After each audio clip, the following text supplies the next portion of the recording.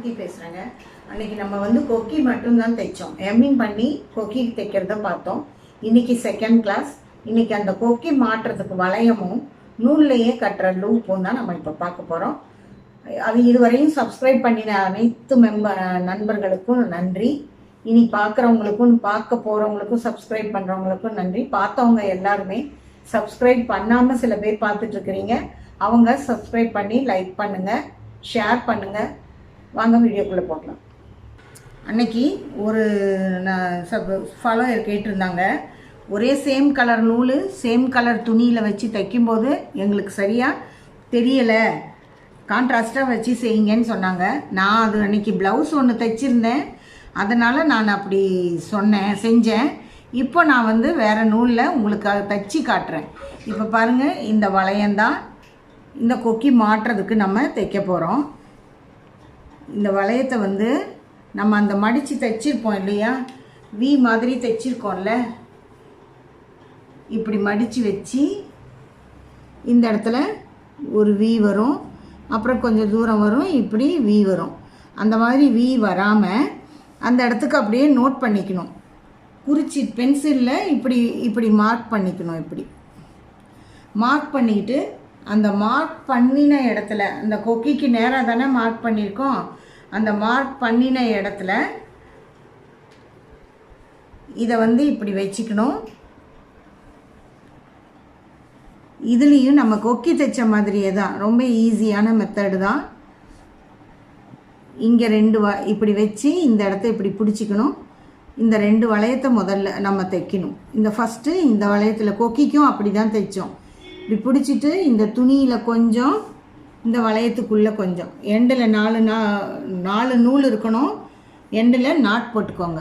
போட்டுட்டு இப்படி ஒரு தடவை எடுத்துட்டு மறுபடியும் இதை குத்தி நாட் போட்டு நம்ம இது கொக்கி தைச்சது போலவே தான் இதை சுற்றி நம்ம 5 தடவை செய்யணும். இப்போ நம்ம 2வது தடவை செய்கிறோம். இது சிக்கு போடும், ரொம்ப பொறுமையாக செய்யணும். பிடிச்சி வரிசையாக நூல் குத்தும்போது இந்த இதில் அப்படி மாட்டிக்காமல் இப்படி மாட்டிட்டு இதை இப்படி பிடிச்சிக்கோங்க. இதை இப்படி பிடிச்சிக்கிட்டு, அதாவது இந்த நூலை மாட்டி இப்படி பிடிச்சிக்கிட்டு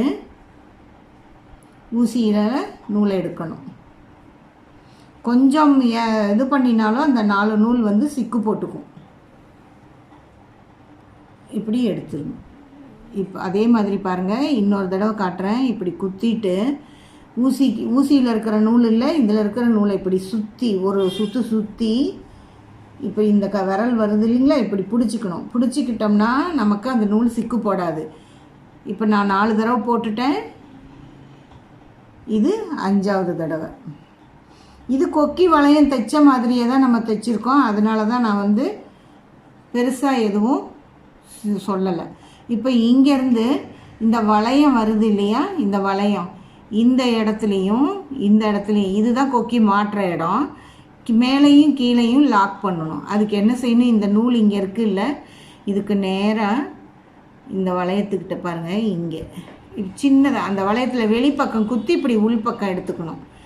எடுத்துட்டு இந்த நூலை இங்கே வருதில்ல, இந்த நூலை இந்த ஊசியில் ஒரு சுற்றி தான் இதை தைக்கணும். நம்ம கொக்கியில் அப்படி தைக்கல, தனியாக நாட் போட்டோம். இதுக்கு அப்படி போடக்கூடாது, இப்படி சுற்றி தான் போடணும். அதாவது இந்த வளையத்துக்கு வெளியில் குத்தி உள்ளே எடுத்து இந்த நூலை ஒரு சுற்றிட்டு நாட் போட்ட மாதிரி போடணும். இப்போ இது நின்றுக்குச்சு. இதிலேருந்து இப்போ இந்த பக்கம் கொண்டு வரணும். இப்படி கொண்டு வந்தீங்கன்னா நூல் குறுக்க வரும். குறுக்க வந்ததுன்னா கொக்கி மாட்டி எடுக்கும்போது கிழிஞ்சு போகும். அதனால் இங்கே வெளியில் குத்தி இந்த வெளியில் எடுத்துருங்க. இந்த வளையத்துக்கு வெளியில் உங்களுக்கு தெரியுதா பாருங்கள், இந்த மாதிரி இந்த வளையத்துக்கு இந்த பக்கம் வெளியே, இந்த வளையத்தில் வெளியில் குத்தி இந்த பக்கம் இருக்கிற வளையத்துக்கு வெளியில் எடுத்துக்கணும். நூல் வந்து உள்ளே போய் வரும். இப்படி வந்துடுச்சுன்னா நூல் வந்து அடியில் போயிடும். இப்போ இதை லைட்டாக பிடிச்சிக்கோங்க, ஆடாது. இனி இருந்தாலும் பிடிச்சாதான் அந்த நேர் கிடைக்கும், இல்லைன்னா கிராஸாக போயிடும். இப்போ உள்ளே குத்தி வெளியில் எடுங்க. அப்படி குத்தி எடுக்கும்போது இந்த 4 நூலுக்குள்ளே வராமல் பார்த்துக்கோங்க, தனியாக இருக்கணும். ஊசி தனியாக அது தனியாக. இப்படி நூல் இதுக்குள்ளே சிக்கிக்கிச்சின்னா சரியாக வராது. இப்படி ஒரு இது இந்த பக்கம் இருக்குது, ஊசிக்கு வெளியில் இருக்குது நூல். அதனால நான் ஆப்போசிட் சைடு சுற்றுறேன். ஊசியில் நூலை வந்து ஒரு சுற்றணும், அப்போ தான் அந்த நாட்டு வந்து கரெக்டாக. இப்போ இந்த இடத்துல அந்த தையலை நாட்டை டைட் பண்ணிவிட்டு நம்ம மறுபடியும் இன்னொரு தடவை குத்தி, ஏன்னா அங்கே 2 நாட் போடணும் இல்லையா, இப்போ போட்டாச்சு.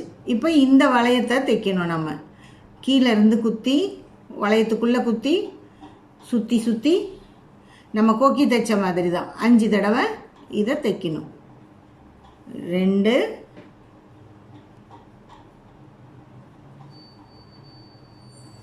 3 4 5. இப்போ இதை நாட் போட்டு அந்த 2 வளையத்துக்கும் நடுவில் குத்திட்டு 2-3 சுற்று சுற்றிட்டு இப்படி எடுத்து டைட் பண்ணிவிட்டு நூலை கட் பண்ணிடணும். கட் பண்ணிட்டா நமக்கு வந்து இந்த கொக்கியை இதில் இப்படி மாட்டிக்கலாம். இந்த கொக்கி வந்து இது சும்மா தைச்சு காட்டுறதுனால இப்படி வெளியில் இது தெரியுது. பட்டன் பீஸில் வச்சு தைக்கும்போது இப்படி தான் வரும், தெரியாது, இப்படி மறைஞ்சிக்கும். இது தனியாக வச்சு தைச்சதுனால இப்படி தெரியுது. இதுக்கு அடுத்தது நம்ம இன்னொரு துணியிலேயே நூல்லையே லூப் வைக்கிறதுக்கு எப்படிங்கிறத பார்க்கலாம். இப்போ நம்ம இந்த நூலில் எப்படி தைக்கணும், இந்த நூலில் தைக்கிறத வந்து இந்த பட்டன் பீஸ் இப்படி தான் மடித்து தைச்சிருப்பாங்க. இந்த மடித்து இப்படி தைச்சிருக்கிறதுல நம்ம அடிப்பகுதியில் இப்படி குத்தி மேலே எடுத்துக்கணும். எடுத்துட்டு அந்த கொக்கி மாட்டுறதுக்கு ஒரு 1/4 இன்ச்சு அளவுக்கு இந்த இவ்வளவு தூரத்துக்கு குத்தி மறுபடியும் அதே இடத்துலையே இப்படி கீழே எடுத்துருங்க.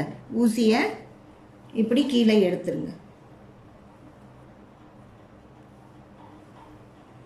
மறுபடியும் அதே மாதிரி இன்னொரு தடவை குத்தி எடுத்துக்கலாம். இந்த ஊசி குத்தி இருக்கிற இடத்துலையே குத்தி இப்படி எடுத்து இது மாதிரி நீங்கள் 2 தடவை 3 தடவை கூட தைச்சி எடுத்துக்கலாம். இப்போ இதில் தான் நம்ம தையல் போட போகிறோம். இப்போ பாருங்கள், இந்த பக்கமும் துணியில் இருக்கும் நூல், இந்த பக்கமும் நூல் இருக்கும். இப்போ இதை நம்ம இங்கே குத்தி மேலே எடுத்துக்கலாம். ஊசியை இப்படி எடுத்துட்டோம். இப்போ இதை இப்படியே வச்சிக்காம இந்த நூலை வந்து நான் உங்களுக்கு இந்த த்ரெட் இருக்குது இல்லைங்களா, இந்த லூப் இந்த தைச்சிருக்கோம்ல, இந்த நூலில் நம்ம இதில் ஒரிசையாக நாட் போட்டுட்டு வர போகிறோம். எப்படி மேலேருந்து ஊசியை இந்த நூலுக்கும் துணிக்கும் நடுவில் இருக்கிற கேப்புக்குள்ளே விடணும். விட்டுட்டு இந்த நூல் இந்தாண்ட இருக்குது இல்லையா, இந்த நூல் ஊசிக்கு அடியில் போகணும். அந்த மாதிரி எடுத்து இப்படி டைட் பண்ணிகிட்டே வாங்க. இந்த ஓரமாக இப்படி நல்லா ஓரளவுக்கு டைட் பண்ணிடணும். அதே மாதிரி மறுபடியும் இதை பிடிச்சிக்கோங்க, அப்போ தான் அந்த துணி நூல் தையல் அடுத்தது நகராது. மறுபடியும் அதுக்குள்ளே விட்டு இப்படி மெதுவாக இழுத்துட்டே வந்து நம்ம முதல்ல போட்ட நாட்டுக்கு பக்கத்தில் இப்படி வைங்க. இதை வந்து நம்ம இப்படி குத்துனோம்னா துணியில் குத்தும். அதனால் நான் வந்து என்ன பண்ணுவேன், ஊசியை இப்படி திருப்பி வச்சுக்குவேன். அப்போ இப்படி குத்தும்போது ஈஸியாக குத்தலாம், துணியில் குத்தாது. இப்படி மெதுவாக இப்படி இழுத்து இழுத்து பக்கத்துலேயே வச்சுட்டு வரணும். இந்த நாட்டு வந்து இந்த முதல்ல இருக்கிற நாட்டுக்கு பக்கத்தில்.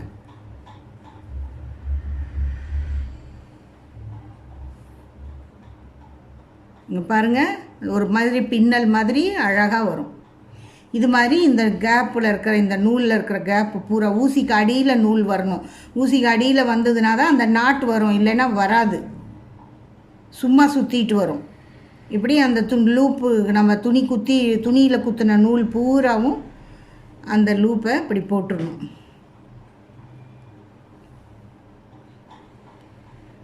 கடைசி வரையும் போட்டு சரி.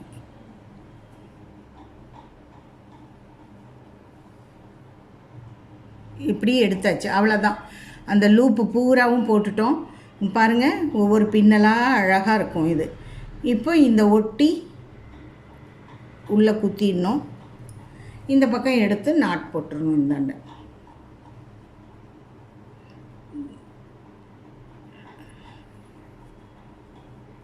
ரெண்டு சுற்று 3 சுற்று சுற்றி நாட் போட்டு இந்த நூலை வந்து நம்ம கட் பண்ணிடணும். இந்த நாட்டு வந்து நிறைய பேர் கேட்பாங்க, இந்த மாதிரி லூப் வச்சு கொடுங்க, வளையம் வச்சு கொடுங்கன்னு. இப்போ இந்த மாதிரி தைக்கிற லூப்பை இன்றைக்கி நிறைய பேர் என்ன செய்கிறாங்க, வேறு மாதிரி சொல்லித்தராங்க. அதுவும் அழகாக தான் இருக்கும், நாட்டு இதே மாதிரி தான் இருக்கும். ஆனால் எப்படி சொல்கிறாங்கன்னா, இப்படி ஊசி அடியில் குத்தி இப்படி எடுத்து இங்கேருந்து இப்படி இப்படி சும்மா இப்படி இந்த இடத்துல மட்டும் கொஞ்சமாக ஊசியில் இப்படி எடுத்துக்கிட்டு இந்த ஊசியில் இப்படி நூலை சுற்றி சுற்றி நாட் போட்டுக்கிட்டு வந்து இப்படி போட சொல்கிறாங்க. இப்படி போட்டுக்கிட்டே வந்துட்டு அந்த ஊசி மட்டும் எடுத்து இப்படி போட்டுக்கிட்டா, இப்படி எடுத்துட்டா இதே மாதிரி நாட்டு இங்கே வந்துடும். ஆனால் இந்த இடத்துல பாருங்கள், இங்கேயும் மட்டும்தான் நூல் இருக்கும், ஸ்ட்ராங் கிடையாது துணிக்கு. இது மாதிரி துணியில் ஃபுல்லாக ஸ்ட்ராங்காக இப்படி இருந்ததுன்னா உங்களுக்கு கொக்கி பிரிஞ்சு போகாது. இது வந்து பிரிஞ்சு போயிடும். ஒரு பக்கம் நூல் உருவிட்டு வந்ததுனாக்கா அது அவ்வளோதான், பிரிஞ்சு போயிடும். அதனால் நீங்கள் இந்த மாதிரி தைக்கிறது தான் நல்லது. இப்போ இதில் வந்து கொக்கியை இப்படி போட்டுக்கலாம். உங்களுக்கு இது நல்லா தாங்கும். இது துணி நம்ம இப்படி போட்டிருக்கிறதுனால இது தாங்கும். இப்போ நம்ம இந்த கொக்கியும் இந்த கொக்கி மாட்டுற வளையம் ஹெம்மிங் பண்ணியிருக்கோம், கொக்கி தைச்சிருக்கோம், கொக்கி மாட்டுறதுக்கு வளையம் வச்சுருக்கோம், கொக்கி மாட்டுறதுக்கு நூலுலேயே நம்ம லூப் வச்சு தைச்சிருக்கோம். இது 4ம் கண்டிப்பாக பேசிக் தான். பேசிக்னால் இது அவசியம் தெரியணும். நிறைய பேர் இதை சுருக்கு வழியில் செய்யலாம், சீக்கிரமாக தைக்கலாம், கொக்கியை மிஷின்லேயே தைக்கலாம் அப்படின்னு எல்லாம் சொல்லுவாங்க, செய்வாங்க. ஒவ்வொருத்தருக்கும் ஒவ்வொரு பழக்கம் இருக்கும். ஈஸியான நம்ம எல்லாமே அரிசியை ஊற வைக்கணும், அதை வேக வைக்கணும், அப்புறம்தான் அதை சாப்பிட முடியும். அது இல்லாமல் நம்ம சீக்கிரமாக செய்யணுங்கிறதுக்காக அப்படியே அரிசியை கழுவாமல் எல்லாம் போட்டு சமைக்க முடியாது. அந்த மாதிரி இப்படி முறையாக செஞ்சோம்னா தான் இது வந்து துணியில் நமக்கு ஸ்ட்ராங்காக நிற்கும். நம்ம மேலே நிலையை மட்டும் தைச்சிட்டு அந்த லூப் தைச்சோம்னா கண்டிப்பாக 2 தடவை போட்டு கழட்டும் போது அதுவும் கூடவே கழண்டு வந்துடும்.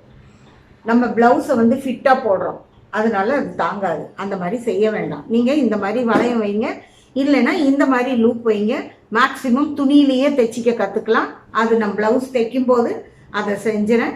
இப்போ நம்ம அடுத்த வீடியோவில் மிஷினில் எந்தெந்த இடத்துல எண்ணெய் விடணும், மிஷினில் உள்ள சின்ன சின்ன பார்ட்ஸ் பேர், மிஷினை எப்படி ஹேண்டில் பண்ணணும், எப்படி மெயின்டெனன்ஸ் பண்ணணுங்கிறத பார்க்கலாம்.